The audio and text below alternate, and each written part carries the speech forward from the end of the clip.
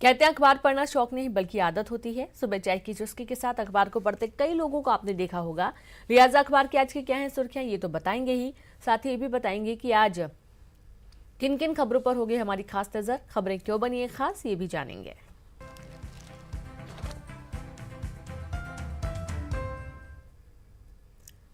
तो चलिए शुरू करते हैं। भोपाल स्टूडियो का हमारे साथ संवाददाता मनोज जुड़ गए हैं। मनोज जी, बहुत स्वागत है आपका। तो बताइए कि आज क्या वो खबरें हैं जो कि अखबारों की हेडलाइंस बनी हुई हैं।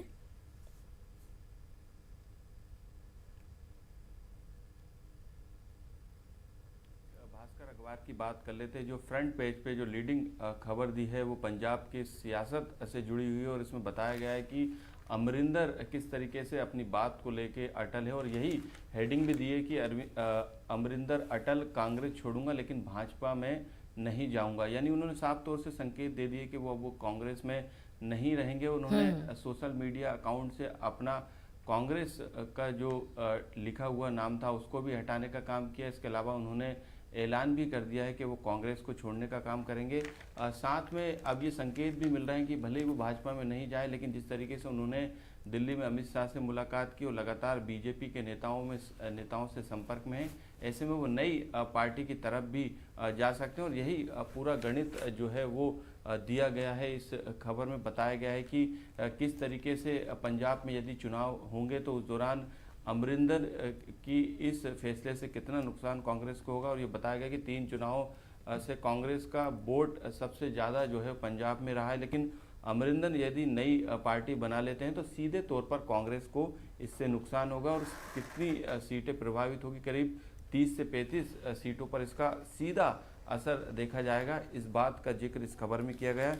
दूसरी खबर की बात कर लेते हैं तो दूसरी खबर बारिश में और जो नुकसान सड़कों को खास तौर से हुआ है उसको लेकर एक स्टोरी दी गई, जिसमें बताया गया है कि डामर के गड्ढे भरने से 3 महीने में खर्च होंगे करीब 120 करोड़ रुपए। इतने में 25 साल तक चलने वाली करीब 80 किलोमीटर की जो सीमेंट की जो सीसी रोड है वो बन सकती हैं। तो बताया गया है कि किस तरीके से जो पूरे भोपाल में, राजधानी भोपाल में करीब 525 किलोमीटर की जो सड़कें खराब हुई है उसको दुरुस्त करने में प्रशासन और सरकार का करीब 120 करोड़ रुपए खर्च आएगा। लेकिन यदि उसकी तुलनात्मक अध्ययन करें, सीसी रोड जो कि सीमेंट की बनी हुई रहती है और जो कि 25 से 30 साल तक चलती है और बारिश में उस पर कोई असर नहीं पड़ता, यदि वो उस रोड में ये पैसे लगाएंगे तो 80 किलोमीटर की सड़क बन सकती है। तो इस खबर का कहने का मकसद यही है, बताने का मकसद यही है कि जो डामर की रोड जो राजधानी भोपाल में बनाई गई उससे लाख गुना अच्छी क्वालिटी की जो रोड है वो सीसी रोड है, उस पर प्रशासन को फोकस और उस पर ध्यान देना चाहिए ताकि बरसात के समय इस तरीके की दिक्कत सड़कों को लेकर ना आ सके। और ख़ास तौर से आम लोगों को इससे दिक्कत खासी रहती है और लगातार सड़कों के खराब होने से लोगों को इसका सामना सीधे तौर पर करना पड़ता है।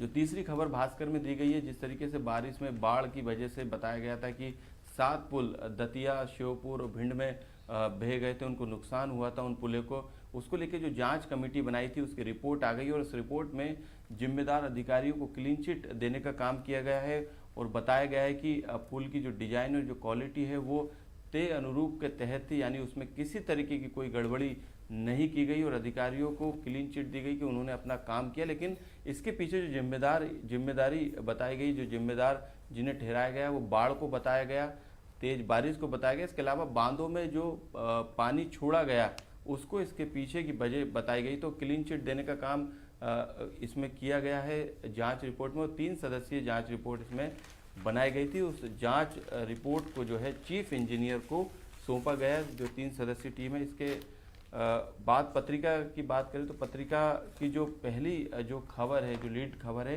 वो बताया गया कि किस तरीके से सितंबर का जो महीना है वो सुपर सितंबर उसे करार दिया है, क्योंकि इस दौरान जो है 1 महीने में जो पिछले कई महीनों में जो वैक्सीनेशन हुआ है उससे ज़्यादा रिकॉर्ड तोड़ जो है वैक्सीनेशन हुआ है। 1 महीने में 23 करोड़ टीके लगे हैं और वैक्सीनेशन का कुल आंकड़ा 88.34 करोड़ जो है पहुंच चुका है देश में। तो ये एक अच्छी खबर है और इसके पीछे की वजह भी अब सामने आने लगी और बताया गया है कि डोज की तेज रफ्तार लगने की वजह से मामलों में कमी भी आ रही है और तीसरी लहर की जो आशंका है वो भी कम है, यानी ना के बराबर वो आशंका को जाहिर किया गया है। इसके अलावा जो पत्रिका की दूसरी खबर है वो भ्रष्टाचार, जो कि देवास के टीएनसीबी के जो अधिकारी जिसके घर पे ईडब्ल्यू का छापा पड़ा था, उनको लेकर तीसरी खबर छापी गई है। जी बिल्कुल मनोज जी, बहुत शुक्रिया आपका तमाम जानकारी विस्तार से देने के लिए। लगातार आप लाइन पर बने रहें, तो इनमें से कुछ प्रमुख खबरें ऐसी भी होंगी जिन पर लगातार आपको अपडेट भी मिलता रहेगा। रुक करेंगे कुछ और अहम खबरों का। भोपाल से बड़ी खबर है, जहां शिवपुरी के दौरे पर मुख्यमंत्री शिवराज सिंह चौहान आज रहने वाले हैं और इस दौरान आजीविका मिशन और बैगा सहरिया आदिवासी हितग्राहियों के खातों में राशि को ट्रांसफर करेंगे। स्थानीय कार्यक्रमों में भी शिरकत करेंगे। दोपहर 1 बजे पहुंचेंगे सीएम शिवराज। खेल मंत्री यशोधरा राजे सिंधिया भी इस दौरान मौजूद रहेंगी। तो आज सीएम का प्रमुख दौरा होगा और इस दौरान सीएम शिवपुरी के दौरे के दौरान कई सारे जो हितग्राही हैं उनको लाभान्वित करेंगे, खातों में राशि ट्रांसफर करेंगे। आजीविका मिशन के तहत ये राशि ट्रांसफर की जानी है। कुछ बैठकें भी ले सकते हैं। बैगा शहरी आदिवासियों को बड़ी राशि मिलने जा रही है।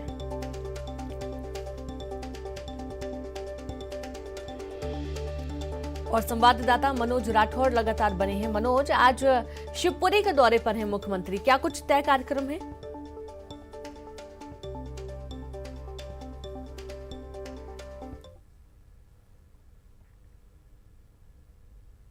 जो विकास कार्यों से जुड़ी और योजनाओं से जुड़ी जो राशि है उसको ट्रांसफर करने का काम करेंगे। वहां पर सीएम शिवराज सिंह चौहान वहां के क्षेत्र के लोगों को और खास तौर से आदिवासी लोगों को संबोधित करेंगे, उनसे सीधे तौर पर संवाद करेंगे, क्योंकि लगातार मध्य प्रदेश में सरकार के द्वारा विकास कार्यों को लेकर जो तमाम योजनाएं बनाई गई हैं उनको लेकर लगातार लोगों तक उनको पहुंचाने का काम सरकार के द्वारा किया जा रहा है। चाहे वो किसान हो, आदिवासी हो या फिर दूसरे वर्ग से जुड़े लोग हैं, उनकी जो योजनाएं हैं उन तक जो है वो सेवा संकल्प के तौर पे जिस तरीके से मध्य प्रदेश में एक पूरा अभियान सरकार के द्वारा चलाया जा रहा है, उसी अभियान के तहत जो है शिवपुरी के दौरे पे सीएम शिवराज सिंह चौहान तमाम वर्गों को जो है विकास कार्यों और मध्य प्रदेश सरकार की साथ में केंद्र सरकार की योजना है उनसे लाभान्वित करने का काम करेंगे।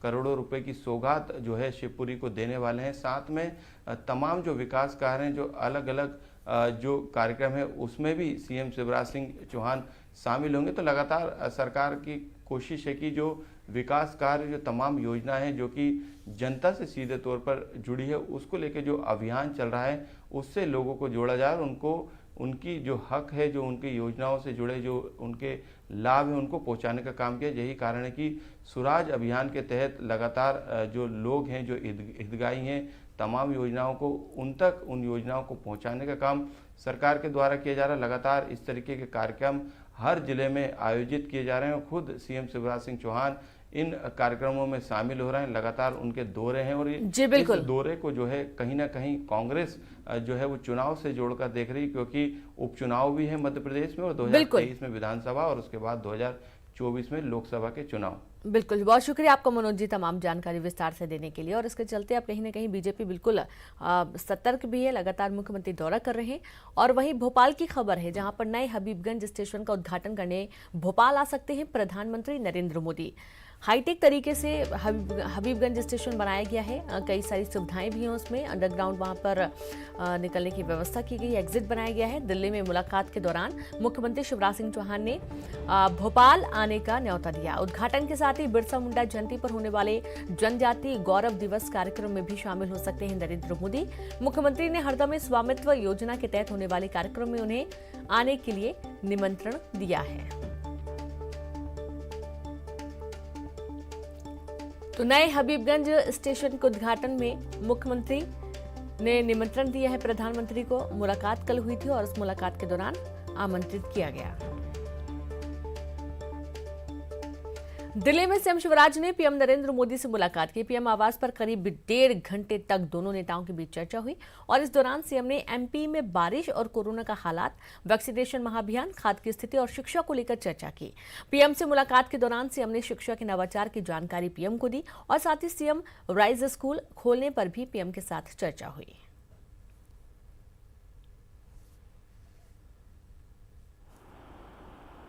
मैंने मध्य प्रदेश में जो कोरोना की स्थिति है, कोविड की, उसकी जानकारी दी। मध्य प्रदेश में कोविड नियंत्रित है 8, 10, 12 पॉजिटिव केस आते हैं, एक्टिव केस केवल 127 है।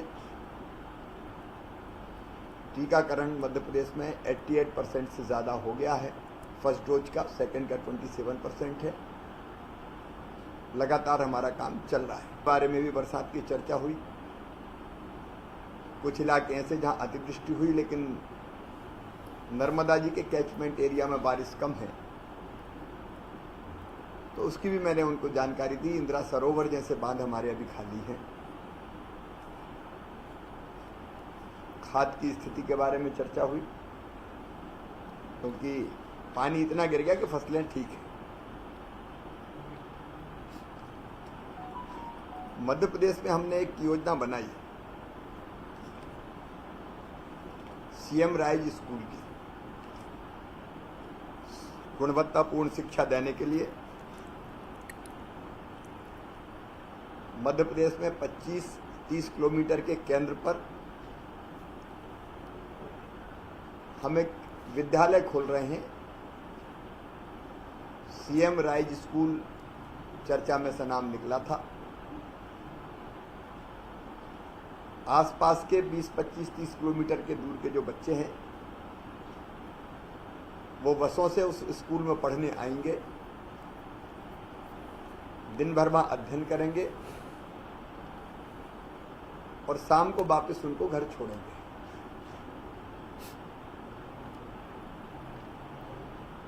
गुणवत्तापूर्ण शिक्षा के लिए शिक्षकों का चयन वर्तमान।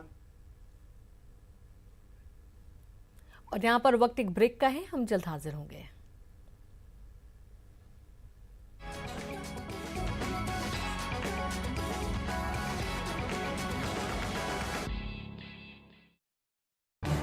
इस न्यूज हेडलाइंस के प्रायोजक पेट सफा आयुर्वेदिक जून, पेट सफा हर रोग दफा।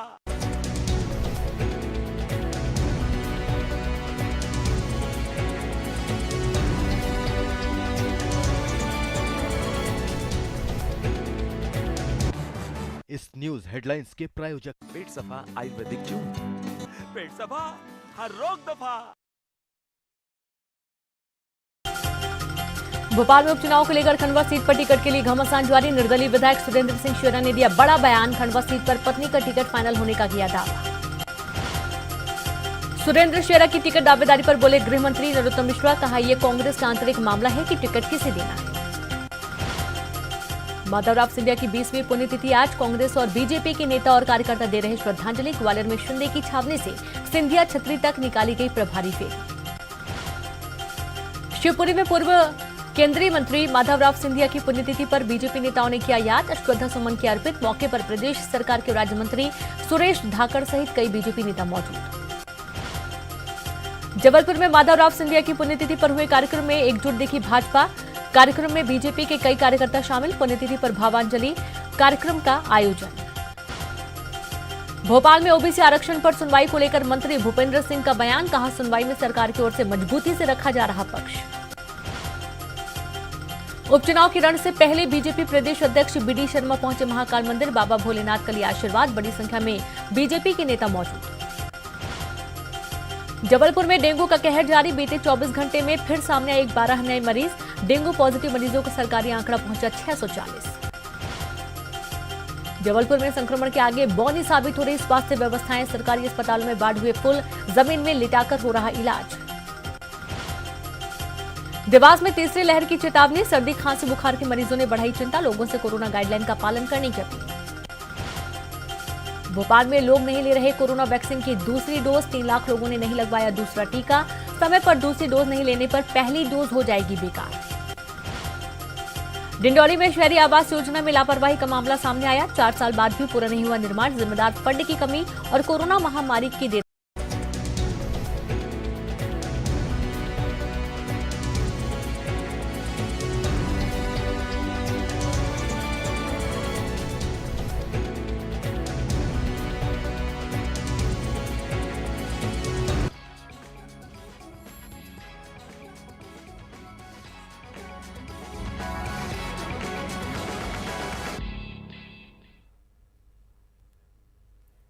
ब्रेक के बाद एक बार फिर से आप सभी का स्वागत है। ग्वालियर से खबर है, जहां कांग्रेस विधायक अजब सिंह कुशवाहा पर एक और एफआईआर दर्ज। अजब सिंह और उनके दामाद पर हजीरा थाने में धोखाधड़ी का मामला दर्ज हुआ है। विधायक और उनके दामाद ने 2 बीघा जमीन बेचने के नाम पर 1 करोड़ रुपए ठगी। सौदे के 8 साल बाद भी विधायक ने न जमीन दी न ही रुपए लौटाए। फरियादी ने हजीरा थाना में मामला दर्ज कराया। महीने भर पहले अजब सिंह पर महाराजपुर थाने में भी दर्ज हुई है एफआईआर। मुरैना जिले के सुमावली से कांग्रेस विधायक हैं अजब सिंह। और संवाददाता सुशील जुड़ गए हैं। सुशील, अजब सिंह के ऊपर उनके दामाद ने ही आरोप लगाए हैं और करोड़ों की राशि जो है उसके हेराफेरी के आरोप लग रहे हैं। पूरी जानकारी क्या है? देखिए रेणु, मैं आपको बता दूं कि ग्वालियर अंचल के सुमावली विधानसभा सीट से कांग्रेस के विधायक है अजब सिंह। इनके खिलाफ ग्वालियर के हजीरा थाना क्षेत्र में एक मामला दर्ज हुआ। इनके और इनके दामाद के खिलाफ ये पूरा मामला दर्ज हुआ है। दरअसल कृष्ण गोपाल चौरसिया नाम के शख्स ने ये मामला दर्ज कराया है। कृष्ण गोपाल चौरसिया ने विधायक और उनके दामाद से 2 बीघा जमीन 1 करोड़ 8 लाख रुपए में खरीदने का सौदा किया था और उस दौरान कृष्ण गोपाल चौरसिया ने 1 करोड़ 8 लाख रुपए की रकम अजब सिंह कुशवाहा और उसके दामाद को दी थी 2013 में। लेकिन 8 साल बाद तक ना तो इन विधायक और इनके दामाद ने चौरसिया को जमीन दी और ना ही जब जमीन न मिलने पर चौरसिया ने अपना रुपया वापस मांगा तो रुपया भी नहीं लौटा है। यही वजह है कि परेशान होकर आखिरकार हजीरा थाने में शिकायत दर्ज कराई कृष्ण गोपाल चौरसिया ने और उनकी रिपोर्ट पर जो कांग्रेस विधायक है सुमावली से अजब सिंह कुशवाहा, उन पर और उनके दामाद पर धोखाधड़ी की एफआईआर दर्ज की गई है और अब इस मामले में पुलिस अगली जांच करेगी। आपको बता दें कि करीब 26 दिन पहले भी अजब सिंह कुशवाहा पर महाराजपुरा थाना क्षेत्र में इसी तरह की धोखाधड़ी की एफआईआर दर्ज की गई है। वहां भी कई लोगों से जमीन बेचने के नाम पर रुपया लिया गया था और ना तो जमीन उन लोगों को दी गई, प्लॉट दिए गए और ना ही रुपये लौटाए गए। तो 1 महीने के अंदर ही कांग्रेस विधायक अजब सिंह कुशवाहा के खिलाफ 2 एफआईआर दर्ज हुई है। पुलिस अब इस मामले में भी अगली कार्रवाई के लिए जुट गई है। जी, बहुत शुक्रिया आपका जानकारी के लिए और आप लगातार बने रहें सुशील। तो इस तरीके से अजब सिंह कुशवाहा पर एक और एफआईआर दर्ज हुई है, जहां अजब सिंह और उनके दामाद आरोपी हैं। हजीरा थाने में धोखाधड़ी का मामला दर्ज हुआ है। खबर भोपाल से है। एमपी के कानून मंत्री नरोत्तम मिश्रा का बड़ा ऐलान, जहां शासकीय अधिवक्ताओं की सेवानिवृत्ति आयु 62 से बढ़ाकर 65 वर्ष की जाएगी। कानून मंत्री ने भोपाल में आयोजित एक निजी कॉलेज के कार्यक्रम में ऐलान किया है। तो रिटायरमेंट की उम्र बढ़ाई जाएगी। 62 साल जिले में जीपी एजीपी की उम्र है, उसको बढ़ा के 65 साल करने का हम प्रस्ताव अब कर रहे हैं। एक तो हमारे यहाँ वो 60 या 62 साल जिले में जीपी एजीपी की उम्र है, उसको बढ़ा के 65 साल करने का हम प्रस्ताव अब कर रहे हैं। ये उम्र तो वहीं ग्वालियर से खबर है। ग्वालियर में डेंगू का कहर, जहां जिले के 38 नए मामले मिले हैं डेंगू के और जिले के जो मरीजों का आंकड़ा है वो 294 पहुंच चुका है। डेंगू पीड़ितों में 144 बच्चे शामिल हैं। कमला राजा में बुखार से एक बच्चे की मौत की खबर है और छतरपुर निवासी 8 साल के बच्चे की मौत हुई। अलग अलग बीमारी 4 दिन में 6 बच्चों की मौत हुई है। संवाददाता सुशील लगातार बने हैं। सुशील, डेंगू के मरीजों की एक बार फिर से संख्या बढ़ गई है और बच्चों की संख्या भी लगातार बढ़ती जा रही है। बिल्कुल, देखिए ग्वालियर चंबल अंचल में डेंगू इस समय कहर ढा रहा है। डेंगू की बात करें तो ग्वालियर जिले में 24 घंटे के अंदर 38 डेंगू के नए मरीज मिले हैं। जिले में कुल 294 हो चुकी है डेंगू पीड़ित मरीजों की संख्या। और सबसे चिंताजनक बात यह है कि 294 डेंगू पीड़ित मरीजों में 144 बच्चे भी है जो डेंगू पूरी पीड़ित है। अभी तक 2 लोगों की अंचल में डेंगू से मौत हुई है। वहीं आपको बता दें कि कमला राजा अस्पताल में भी 8 साल के छतरपुर के एक बच्चे की बुखार और इन्फेक्शन के चलते मौत हो गई है। ये बच्चा कई दिनों से यहाँ भर्ती था। कमला राजा अस्पताल में भी कुल 6 दिन में 4 बच्चों की अलग अलग बीमारियों से मौत हो गई। तो कहा जा सकता है कि ग्वालियर चंबल अंचल में डेंगू जो है लगातार पैर पसार रहा है। ग्वालियर के अलावा भिंड, मुरैना, श्योपुर, दतिया सहित अन्य जिलों में भी डेंगू के मरीज लगातार बढ़ रहे हैं। शुक्रिया आपका सुशील जानकारी के लिए। तो इस तरीके से जो बच्चों के संक्रमित होने का आंकड़ा है वो भी बढ़ चुका है। 144 कुल बच्चे हैं जो कि बुखार और अन्य बीमारी से पीड़ित हैं और डेंगू के मरीजों का आंकड़ा 294 पहुंच चुका है।